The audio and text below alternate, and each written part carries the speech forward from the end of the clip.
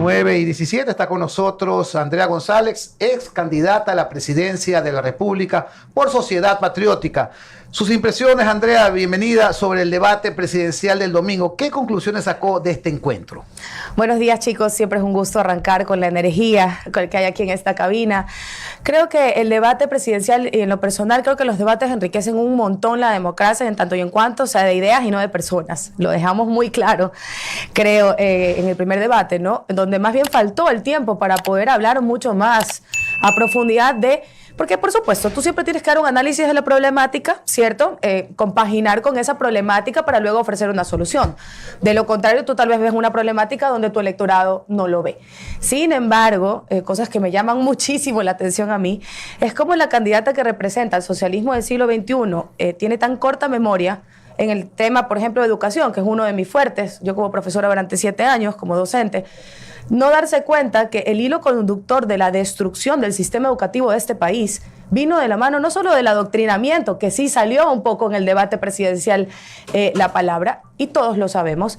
Hay profesionales maravillosos en Ecuador, no me malinterpreten, cubanos y venezolanos, pero durante el socialismo del siglo XXI, las universidades de la costa y algunas de las sierras que ya han tenido un poco libertad para salir de ese encierro, fueron dadas a profesores que venían de un adoctrinamiento como el de Cuba y que aún lo aplican en provincias como en Manabí. Y eso es cierto. Ellos destruyeron el sistema educativo y destruyeron a nuestros jóvenes, no solo por la tabla de consumo de drogas, sino al sacar cívica, al dejarlos sin la necesidad de entrar al bachillerato con una especialización, que era una manera para tú prepararte para la vida. Y eso te lleva a las propuestas, ¿no? Cómo zafar de este lío. Para mí algo que me espeluznó fue escuchar a la candidata que representa a un gobierno totalitario. Porque, ojo, dos palabras que ahorita escuchamos mucho en esta conversación es autoritarismo y totalitarismo. Y hay que ser conscientes de la diferencia que tiene cada uno. Un gobierno autoritario es aquel que ejerce con todo su poder decisiones que tal vez no son muy populares. Pero un gobierno totalitario, que es lo que propone el socialismo del siglo XXI, tiene controlados todos los poderes del Estado a través de órganos como el Consejo de Participación Ciudadana. Entonces, es increíble que esta candidata que representa un proyecto totalitario, del que ya vivimos sus totalitarismos durante los 10 años, cierre el debate hablando de libertad. O sea, hay que tener cara en esta vida para hablar de libertad. Poco más y no, tranquilos, no los vamos a perseguir. Discúlpenme, pero aquellos que vivimos el socialismo del siglo XXI en nuestra juventud adulta o ya de adultos, sabemos que quien piensa distinto a ellos no tiene espacio en este país. Ahora, a mí sí me llamó la atención que el primer eje haya sido educación, como dice usted, ¿no? Porque no era un tema que se había tratado en los debates previos, ¿no? Pero yo entiendo que sí es un tema que le preocupa especialmente a la población. Ahora, la realidad del debate es que el debate se fue por otro lado, ¿no? Ahí empezaron a hablar de la tabla de drogas, hablaron lo del ordeño, en un momento la candidata González mandó a hacer una prueba antidoping al presidente, es decir, no escuchamos en ese punto ningún tipo... La otra ganó una beca en economía. Sí. Ningún tipo de propuesta, al menos que usted haya escuchado alguna propuesta en ese punto. Realmente, como te explico, en realidad cuando tú estás en un debate y es un reto enorme, tienes que pasar por estos 3 lugares, ¿no? Identificar la problemática, empatizar con ella y proponer una solución. Sin embargo, la problemática lamentablemente está en la herencia, te lo puedo decir yo, del daño que se le ha hecho al sistema educativo de este país, que tiene graves impactos en nuestros jóvenes, y es el motivo por el cual las mafias hoy reclutan a niños tan jóvenes como de 11 o 12 años.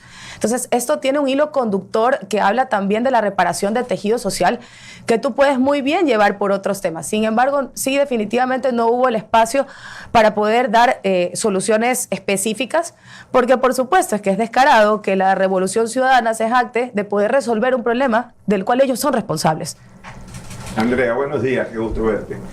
¿Cómo vamos, Pocho? Si es que gana el presidente Daniel Noboa, ¿ha conversado contigo en la posibilidad de que tú colabores con su gabinete entrante en tantos ámbitos en que te puedes desenvolver, como ministra de Gobierno, una opción, como ministra de Medio Ambiente, otra? En definitiva, pues eres una persona que incluso ha mostrado preparación para gobernar un país. Como candidata a la presidencia, puedes ser parte de cualquier cartera importante del presidente entrante si es que fuera Noboa, porque evidentemente si es que gana las elecciones Luisa González, no, gracias. Ahí vas a estar diametralmente opuesta.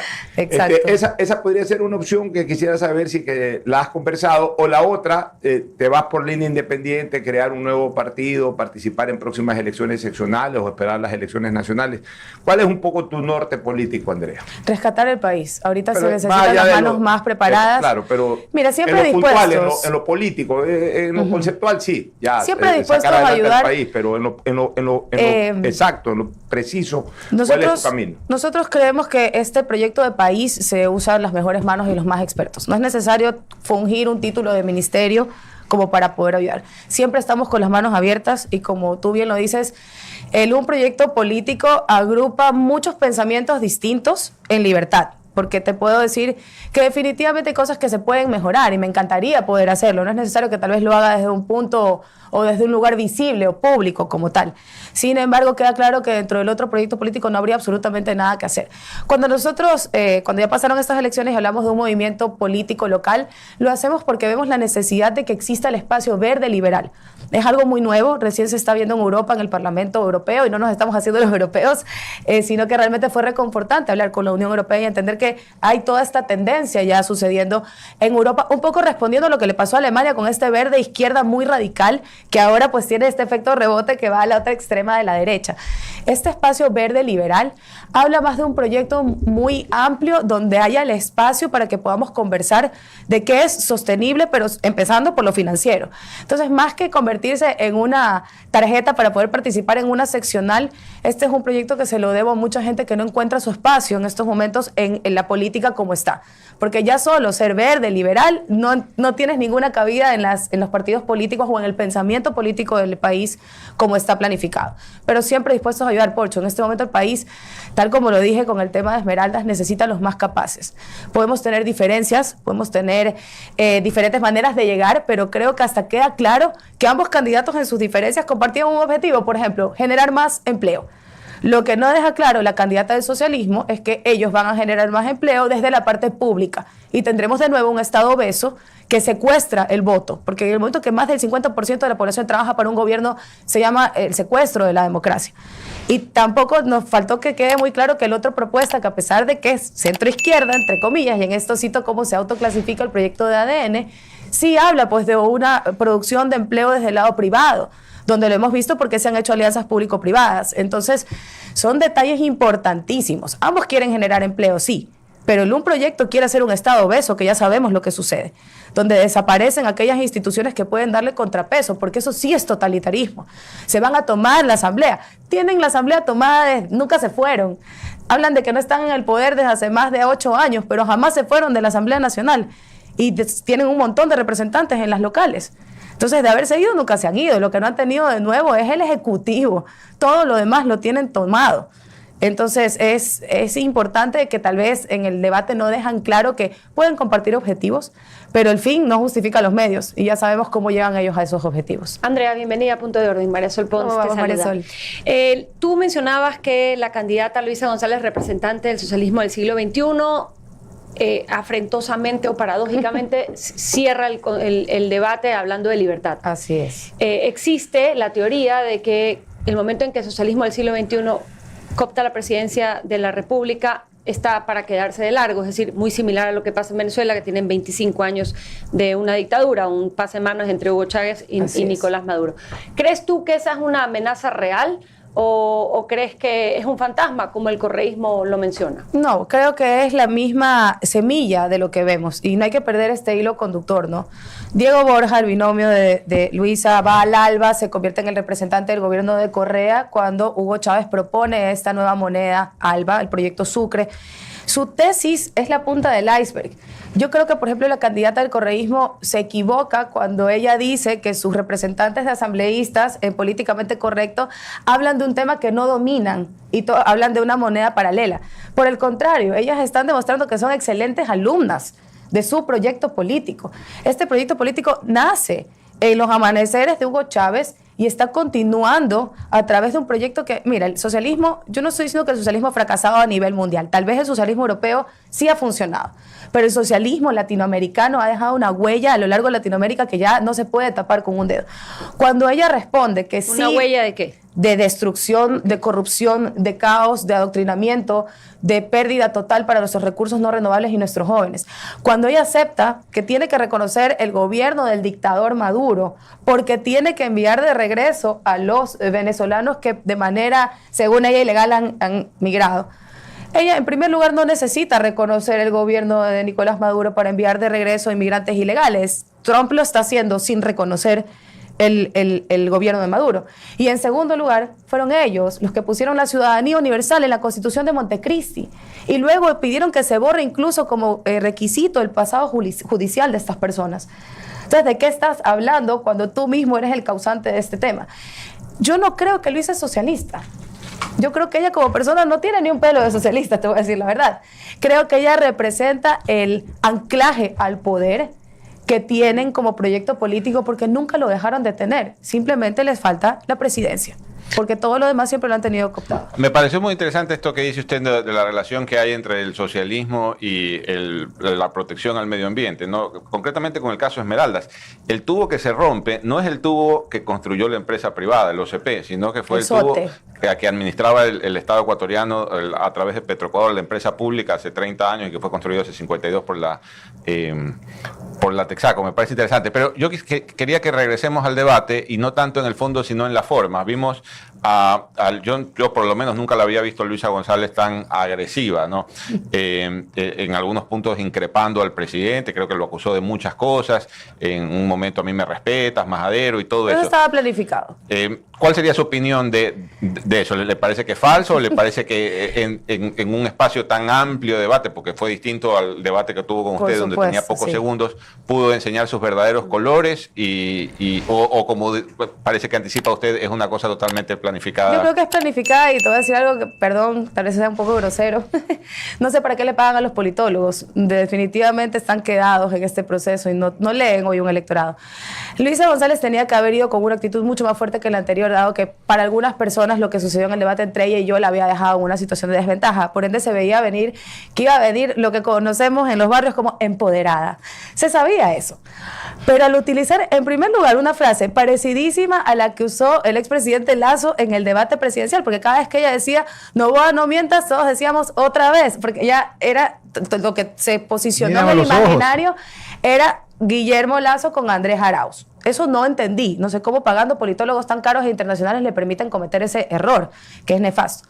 Y la segunda parte es decirle majadero. Y voy a hacer una pausa aquí en la palabra majadero.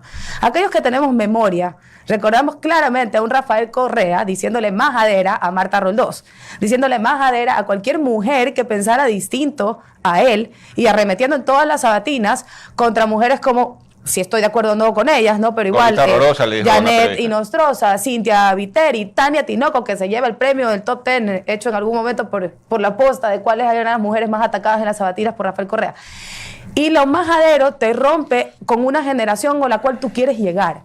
Entonces, el decirle majadero al presidente en esta actuación de empoderamiento, me arremango las mangas, mira, majadero, a mí me respetas, creo que es un arma de doble filo, porque para aquellos que vivimos la persecución del socialismo del siglo XXI nos queda muy claro que majaderos somos todos aquellos que no estemos opinando lo mismo que ellos y que querramos tener una voz. Entonces, creo que fue muy mal, pudo haberlo hecho mucho mejor. La actitud de ella, si bien confrontativa, y creo que era necesario por el hecho de cómo había ella participado en el anterior debate, hay límites que no se cruzan. Yo sí le saco una tarjeta roja al meterse con los hijos. Con los hijos uno no se mete. A menos que tu hijo sea un mayor de edad que esté en un proceso judicial, eso no se hace ni en un debate ni en la contienda política. No es necesario llegar hasta esos puntos. Yo sí admiro la resiliencia del candidato y presidente Daniel Noboa de no esponjarse frente a eso, porque definitivamente creo que son límites que de todas maneras, con lo poco de cordialidad que queda en la política de este país, uno no debe cruzar. Una última pregunta de mi parte, Andrea. ¿Se extraña en el escenario político a Fernando Villavicencio? Y de ser así, ¿quién hace la vocería de Fernando Villavicencio? ¿La haces tú? ¿La hace la viuda? ¿La hace Cristian Zurita? ¿La hace la hija? ¿A quién identificar con Fernando Villavicencio una vez que desgraciadamente pues, fue asesinado en la campaña anterior? Mira, Fernando le deja este legado de lucha por la justicia y por la verdad a cualquiera que haya tenido el gusto de escucharlo, de leer su libro o de escuchar... ¿Pero a quién identificas tú como alguien auténtico, representante o que captó ese legado de Villavicencio? Porque resulta que, excluyéndote a ti, las otras 3 personas como que están enfrentadas, a veces da la impresión de que están peleadas, la viuda con Zurita. No, pero las hijas sí están haciendo periodismo. No, claro, investigación. pero achacándose también entre todos. Sí, ahí, es complejo. A ver, son cosas muy complejas y muy delicadas. Yo no podría hablar de la familia de Fernando, siempre lo he dicho, yo le deseo paz en este dolor terrible, no me imagino. Pero las realidades sí te hablan de que el legado de Fernando era insostenible porque no podíamos tener, siempre lo he dicho y lo pongo de una manera muy gráfica, a un solo valiente separando el cielo de la tierra, a modo de Atlas. A Fernando lo asesinan no solamente por lo que él representaba, sino por el poder que él llegó a amasar por tener la verdad con él y ser el que podía decirlo. Pero nos sale carísimo en una democracia en crisis como la nuestra, que una sola persona sea la valiente. Entonces, lo que siempre les dije, teníamos un fuerte que sostenía todo el peso en sus hombros, pero hoy nos toca a cada uno de nosotros poner un dedito. Y en ese sentido, creo que esa repartición de esa responsabilidad enorme tiene que suceder, Pocho, porque mañana, si a mí me hubiesen pasado toda la información que Fernando Villavicencio tenía en su poder, yo tal vez no hubiese sobrevivido a esa campaña presidencial.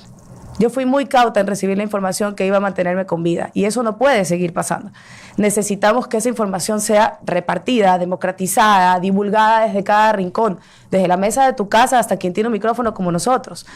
Entonces, ese para mí es el poder que tiene continuar con la lucha contra la corrupción desde cualquier trinchera y decir realmente, ¿sabes qué? Nos hartamos de que esta narrativa nos traiga al abismo. Entonces, para mí siempre lo voy a decir, el legado de Fernando Villavicencio son sus libros. Lo vi recorrer este país dejando uno en cada universidad. Y le decía, hermano, ya casi nadie lee, ya ponlos en ebook. Le decía, no, cada universidad tiene que tener una copia de esto para que Ecuador tenga memoria de qué es lo que hace el socialismo con nuestros recursos no renovables, de qué hicieron con el petróleo, de cómo callaron las voces que estaban dispuestos a hablar de esto.